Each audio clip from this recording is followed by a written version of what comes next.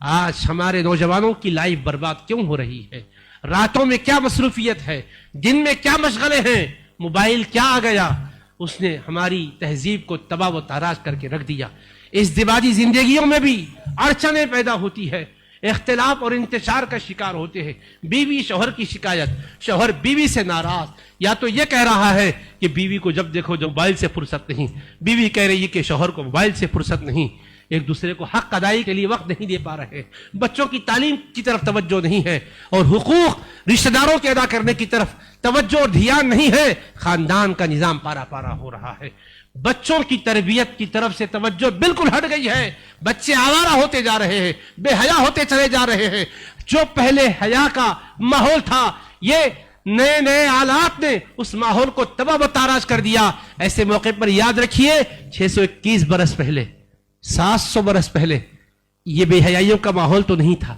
بندہ نواز جب کسی کو اپنے سلسلے سے بیعت کرنے کے لیے قبول کرنا چاہتے، اپنا سیدھا ہاتھ اس کے ہاتھ پر رکھتے اور فرماتے کہ تم مجھ ضعیف کے اور ضعیف کے شیخ خواجہ اور خواجہ کے خواجہ تمام خواجگان سلسلہ کے مبارک ہاتھ پر یہ عہد کر رہے ہو کہ نگاہ کی حفاظت کروں گا، دل کی حفاظت کروں گا۔ نگاہ کی حفاظت کی بات ہے، آج نگاہ کی حفاظت ہو رہی ہے کیا؟ بتائیے۔ قرآن مجید کہہ رہا ہے قل للمؤمنین یغضوا من ابصارہم، قرآن کہہ رہا ہے وقل للمؤمنات یغضضن من ابصارہن، کہ نگاہوں کی حفاظت کرو۔ آج نگاہیں ہماری گندی ہوتی چلی جا رہی ہے، اس لیے اولیاء کرام کے جو انوار نگاہوں کے ذریعے دلوں میں اترنا ہے وہ ویسا نہیں اتر رہے ہیں۔ ہم تو مائل بکرم ہیں، کوئی سائل ہی نہیں، راہ دکھلائیں کسے رہروے منزل ہی نہیں۔ تو میں عرض کرنا چاہتا ہوں کہ سیدی بندہ نواز گیسو دراز حالات کو سمجھتے ہیں، آنے والے ادوار میں قوم کو کون سی چیز کی طرف زیادہ متوجہ کرنا ہے جانتے ہیں، اس لیے فرما رہے نگاہوں کی حفاظت کرو۔